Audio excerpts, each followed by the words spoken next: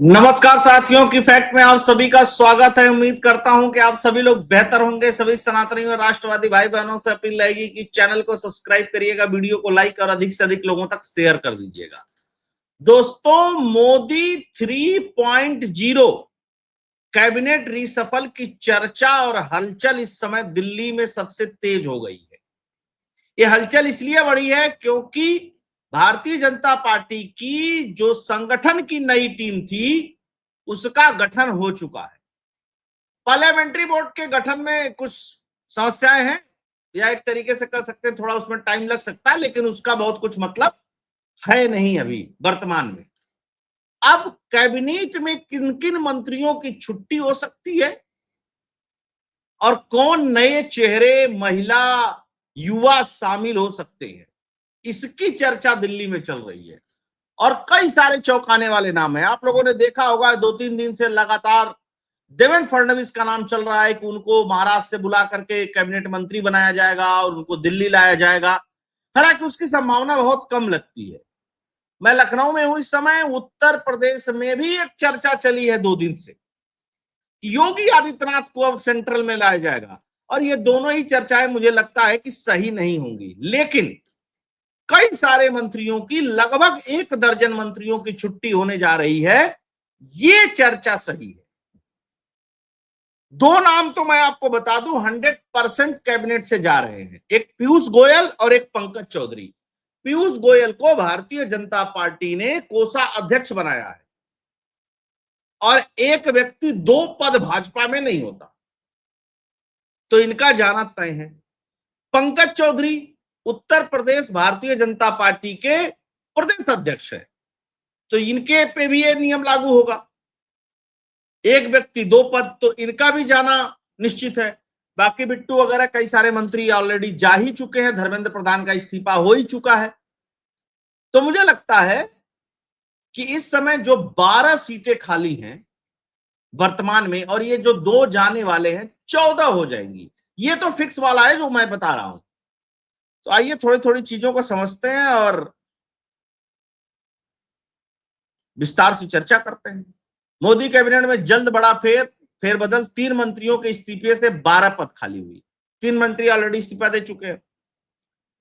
युवाओं और महिलाओं को मिल सकती है नई जिम्मेदारी, बिल्कुल बात है, इसकी बात चली रही है। जब से ये सब आंदोलन वगैरह हुआ तब से और ज्यादा मांग हो गई है। भारतीय जनता पार्टी के राष्ट्रीय अध्यक्ष नितिन नवीन के द्वारा नई संगठनात्मक टीम के गठन के बाद प्रधानमंत्री नरेंद्र मोदी के कैबिनेट की संभावित फेरबदल की चर्चाएं तेज हो गई। राजनीतिक गलियारों में माना जा रहा है कि अगले कुछ दिन में या महीने भर में या इसी महीने के अंदर केंद्रीय मंत्रिपरिषद का विस्तार और पुनर्गठन हो सकता है। फिलहाल मंत्रिपरिषद में प्रधानमंत्री समेत कुल 69 मंत्री हैं, जबकि संविधान के अनुसार अधिकतम 81 मंत्री बनाए जा सकते हैं, यानी 12 पद अभी खाली है। तो जरूरी नहीं है कि सबको भर दिया जाए, और सारे जरूरी नहीं है कि भाजपा से हो। अब एक समस्या और खड़ी हो गई है। जो दल टूट करके अलग पॉलिटिकल पार्टी बनाए हैं, या दूसरे दलों से टूट करके जो सांसद आए हैं भारतीय जनता पार्टी में, उनमें से भी किसी न किसी को मंत्री बनाया जाएगा। ऐसा नहीं है कि जो भाजपा की वर्तमान स्ट्रेंथ है 240, उसमें से ही केवल बनाया जाएगा, और बनाना भी चाहिए, स्वाभाविक सी बात है। खैर, 3 मंत्रियों के इस्तीफे, रिक्त चीजें, सारी चीजें, और बीजेपी में बहुत तगड़ा मंथन चल रहा है। मतलब इतना तगड़ा मंथन हमने आज तक कभी न देखा न सुना कि भाजपा में चल रहा हो। तमाम नेताओं के नामों पे चर्चा हो रही है। संघ के साथ समन्वय बन रहा है, भारतीय जनता पार्टी के साथ समन्वय बन रहा है। जिन राज्यों में चुनाव है वहां से कुछ संभावित नामों पे चर्चा चल रही है। उत्तर प्रदेश हो गया, पंजाब हो गया, और भी कई सारे राज्य। तो आइए थोड़ा और समझते हैं इसको विस्तार से। ये हो ही गया। अब एक जो तीसरा कार्यकाल है प्रधानमंत्री नरेंद्र मोदी का, उसमें 65% से अधिक मंत्री 51 से 70 साल के आयु वर्ग के हैं, जबकि 31 से 50 के आयु वर्ग के मंत्रियों की हिस्सेदारी जो है वो मात्र 24% है। अब हाल के इस्तीफों के बाद संभावित कैबिनेट फेरबदल की चर्चा जब तेज हुई है, तो यह संभावना जताई जा रही है कि हिमाचल से भी मंत्री बनाया जाएगा। अब हिमाचल से मंत्री बनाया जाएगा तो अनुराग ठाकुर का नाम चल रहा है। वहीं एक और चर्चा बहुत तेजी से चल रही है कि राजनाथ सिंह को संभवतः राष्ट्रपति बनाया जा सकता है। इस चर्चा में दम है। मुझे लगता है कि राजनाथ सिंह को हो सकता है कि राष्ट्रपति बना दिया जाए, लेकिन इसके पीछे और कई सारे लॉजिक है। उनके बेटे को संगठन में लेकर के आया गया, जो उनके दूसरे बेटे हैं लखनऊ में रहते हैं, राजनाथ सिंह का सारा काम काज देखते हैं, जो कि लखनऊ से सांसद है।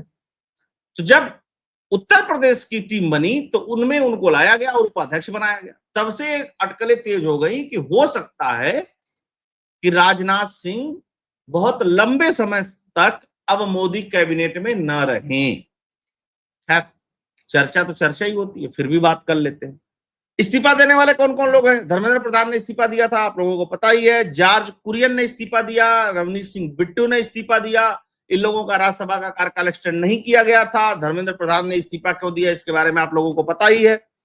वर्तमान में 29 कैबिनेट मंत्री हैं, 5 राज्य मंत्री, स्वतंत्र प्रभार और 34 राज्य मंत्री हैं। तो इनकी संख्या हो जाती टोटल 69। बाकी ये सारी गुणा गणित मैंने आप लोगों को बता ही दिया कि क्या क्या होने की संभावना है। और भी एक दो चीजें बता देता हूं। देखिए, मोदी कैबिनेट का रिसफल तो हो, निश्चित तौर पे होना ही चाहिए, लेकिन एक बात याद रखिए कि जितने मुद्दे चल रहे हैं इस समय, छोटे छोटे, इन मुद्दों को टैकल करना, इन मुद्दों को सॉल्व करने की जिम्मेदारी भी आपको मंत्रियों के ऊपर डालनी पड़ेगी। भारतीय जनता पार्टी अगर इस बात को सोचती है कि सिर्फ अमित शाह ही सारी फार्मूले को सेट कर देंगे, सब कुछ सही कर देंगे, तो मुझे लगता है कि ये थोड़ा सा बेईमानी होगी। आपके पास ऐसे कद्दावर लोग होने चाहिए जो इन मुद्दों को टैकल कर सके, इन मुद्दों को सॉल्व कर सके, कम्युनिकेट कर सके। आईटी सेल के जो नए वाले प्रमुख आए हैं उनके बारे में हालांकि बहुत चर्चा और बहुत टिप्पणी नहीं करनी चाहिए, अभी बहुत जल्दी आए हुए हैं, लेकिन मुझे लगता नहीं कि अभी भी बहुत प्रभावी ढंग से भाजपा की सोशल मीडिया टीम काम कर रही है। उसको भी प्रभावी ढंग से काम करने की जरूरत है। हालांकि आपने एक मेन बनाया कन्वेयर, उसके बाद उनके नीचे 3-4 को कन्वेयर बनाए हैं, लेकिन इफेक्टिवली मैं कई दिन से वॉच कर रहा था कि जो नए नए लोग आए हैं वो क्या कुछ कर रहे हैं, क्या बहुत बेहतर कर रहे हैं, तो उसमें कुछ बहुत बेहतर करते हुए दिखाई नहीं दे रहे हैं। जो पहले हो रहा था वही अभी भी हो रहा है। तो इस पे भारतीय जनता पार्टी को ध्यान देने की जरूरत है। कैबिनेट विस्तार में निश्चित तौर पे कई सारे युवा हैं, उनको लाने की जरूरत है। पढ़े लिखे हैं, बढ़िया वक्ता हैं, अच्छा बोलते हैं, अच्छा कर सकते हैं, मेरा जो जहां तक मानना है। कई सारे हैं। महिलाओं की भी भागीदारी सुनिश्चित करने की जरूरत है। बिना उनकी भागीदारी सुनिश्चित किए बिना काम नहीं बनेगा। और स्मृति ईरानी को आप राज्यसभा से लेकर के आइए और स्मृति ईरानी को भी मंत्री बनाइए। आलोचनाएं बहुत होंगी, इतनी पढ़ी है उतनी पढ़ी है, नहीं। संसद में भारतीय जनता पार्टी के पास कोई महिला ऐसी नहीं है जो दहाड़ के बोल सके। तो इस पे भी भाजपा को थोड़ा फोकस करने की जरूरत होगी। हालांकि हम लोग चर्चा कर सकते हैं, बात कर सकते हैं, बाकी तो काम भाजपा खुद ही करेगी। अब दूसरी तरफ ये तो हो ही गया, दिल्ली में हलचल तेज है, मौका मिलने की बात है। अमित शाह ने एक नया टास्क सेट किया है, उस टास्क के बारे में भी बात करना जरूरी है। आप लोगों को पता है कि देश में एक बहुत बड़ी समस्या थी और पिछले 40-50 सालों से वो बड़ी समस्या थी, नक्सलवाद। नक्सलवाद को लगभग पूरी तरीके से अमित शाह ने खत्म कर दिया। और अमित शाह के गृह मंत्री के कार्यकाल को अगर देखा जाए तो ये बहुत बड़ी उपलब्धि है। उनकी बहुत सारी नाकामियां भी हैं, लेकिन ये बहुत बड़ी उपलब्धि है। इस काम को बहुत सारे गृह मंत्री आए और नहीं कर पाए, और मुझे लगता है कि 370 और 2-3 चीजें और भी हैं, वो उससे भी बड़ा काम है। अब इन्होंने एक नया टास्क लिया है। नया टास्क ये लिया है कि 15 से 20 साल के आगे की सोच करके हमको ये काम करना पड़ेगा कि किसी भी कीमत पे घुसपैठ को रोकना पड़ेगा और घुसपैठियों को चिन्हित करके उनको देश से निकालना भी पड़ेगा। पहले समस्या क्या आती थी? पहले समस्या थी पश्चिम बंगाल, और मेजर समस्या थी पश्चिम बंगाल।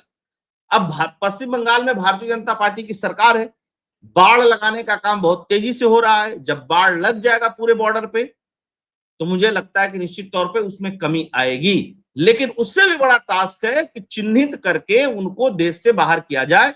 और ये अकेले केवल गृह मंत्री नहीं कर सकते हैं। जिस तरीके से नक्सलवाद को खत्म करने के लिए अकेले अमित शाह काम नहीं कर सकते थे, तमाम राज्यों की पुलिस का भी सहयोग लेना जरूरी था। उसी तरीके से अगर देश में घुसपैठियों को बाहर करना है तो उसमें राज्य पुलिस की महती भूमिका होगी, राज्य सरकारों की महती भूमिका होगी। क्योंकि ये होता है कि मान लीजिए किसी भाजपा शासित राज्य ने थोड़ी कड़ाई कर दी, उनको धरपकड़ किया, तो वो किसी कांग्रेस शासित राज्य में चले जाते हैं। अब वहां पे जो राज्य की पुलिस है या जो पॉलिटिकल पार्टियां होती है वो संरक्षण दे देती हैं। जब वो संरक्षण दे देती है तो फिर उनको बाहर निकालना बड़ा मुश्किल हो जाता है। तो इस पे काम करना जरूरी है और इसी को लेकर के मुझे लगता है कि गृह मंत्री ने बहुत सारी बातें की है। 15 से 20 साल आगे की सोचो। राष्ट्रीय सुरक्षा सम्मेलन में अमित शाह का कड़ा संदेश, सुरक्षा एजेंसियों को दिया नया टास्क। उन्होंने कहा कि भारत की सुरक्षा नीति को केवल मौजूदा खतरों से निपटने तक सीमित नहीं रखना चाहिए। आने वाले 15 से 20 वर्षों में अंतर्राष्ट्रीय और राष्ट्रीय ट्रेडर्स का अध्ययन करके भविष्य की चुनौतियों को पहले पहचानना और बड़ी समस्या बनने से पहले रोकना जरूरी है। शाह एक बात और बोले। शाह ने कहा कि देश कोई धर्मशाला नहीं है। बिल्कुल भी देश धर्मशाला नहीं है। कई बार हाईकोर्ट भी बोल चुके हैं, कई बार सुप्रीम कोर्ट के जज भी बोल चुके हैं। यहां रहने का अधिकार सिर्फ नागरिकों को है। घुसपैठिए भारत की सुरक्षा के लिए खतरा है। अब ये चीज सबको समझना पड़ेगा। है देखिए, मैं प्रैक्टिकल बात करता हूं, अफवाह वाली बात नहीं करता, हवा वाली बात, है ना। सारे राज्य की सरकारें और उनकी पुलिस को यह समझना पड़ेगा कि ये बड़ा खतरा है। अमित शाह ने मंगलवार को कहा कि देश कोई धर्मशाला नहीं है। यहाँ रहने का अधिकार केवल नागरिकों को है। घुसपैठिए देश की सुरक्षा, अर्थव्यवस्था, जनसांख्यिकी बदलाव के लिए खतरा है। हमारा लक्ष्य देश को इन घुसपैठियों से मुक्त कराना है। शाह ने इंटेलिजेंस ब्यूरो की नेशनल सिक्योरिटी स्ट्रेटजी एनएसएस की कॉन्फ्रेंस में कहा कि पिछले 8 महीने में सभी बॉर्डर स्टेट का दौरा किया है। उन्होंने इन राज्यों के साथ सीमा सुरक्षा की रणनीति से जुड़ा दस्तावेज भी साझा किया। शाह ने आतंकवाद को पूरी तरह खत्म करने और 360 डिग्री नेटवर्क को तोड़ने के लिए प्रहार रणनीति को रोज की कार्रवाई में उतारने की बात कही है। प्रहार एक कार्यक्रम चल रहा है इनका, जिसमें आतंक और इस तरीके की चीजों को 360 डिग्री तोड़ने का कार्यक्रम चल रहा है। अभी आपने देखा होगा सजाद भट्टी के पूरे नेटवर्क को खत्म किया गया और 275 से अधिक स्लीपर सेल्स को गिरफ्तार किया गया और उसमें जो एक्टिव मेंबर थे उनको गिरफ्तार किया गया। निश्चित तौर पे भी एक बड़ी उपलब्धि थी। कहा जा रहा था कि 15 अगस्त जो अभी बीता है उसमें लाल किले पर और दिल्ली में कुछ ये लोग गड़बड़ी करने की कोशिश कर रहे थे। तो निश्चित तौर पे ये करना बहुत जरूरी है। और शहजाद भट्टी गैंग को खत्म करने के लिए और उसके अन्य सारे लोगों को खत्म करने के लिए बंगाल पुलिस भी बधाई की पात्र है। उन्होंने ही सबसे पहले इस नेटवर्क को ट्रेस किया था। उसके बाद तमाम गिरफ्तारियां देश भर में हुई। इसलिए मैं कह रहा हूं कि सिर्फ सेंट्रल गवर्नमेंट इसमें बहुत कुछ नहीं कर सकती है। स्टेट की सहभागिता बहुत जरूरी है। तो ये थी दोस्तों खबर, जिसमें बहुत सारे मित्रों ने कमेंट किया था, बहुत सारे मित्रों ने मैसेज किया था मुझे कि इस पे थोड़ी सी बात की जाए। तो बात इतनी ही है और मुझे लगता है कि बहुत सारे युवा चेहरे जो हैं या युवा महिलाएं हैं उनको शामिल करना चाहिए ताकि वो एक नए तरीके से, नए जोश से नरेंद्र मोदी 3.0 में काम कर सके। आप सभी लोग जुड़े, बहुत बहुत धन्यवाद। आप सभी से आग्रह रहेगा कि वीडियो को लाइक करिएगा, अधिक से अधिक लोगों तक शेयर करिएगा। आपको एनालिसिस, कंटेंट और फैक्ट्स पसंद आता है इस चैनल का तो आप डोनेट और कंट्रीब्यूट भी कर सकते हैं। उसके लिए फोन पे और पेटीएम का नंबर स्क्रीन पे दिया हुआ है। आप सभी जुड़े, बहुत बहुत धन्यवाद। जय हिंद, जय भारत, जय श्री राम।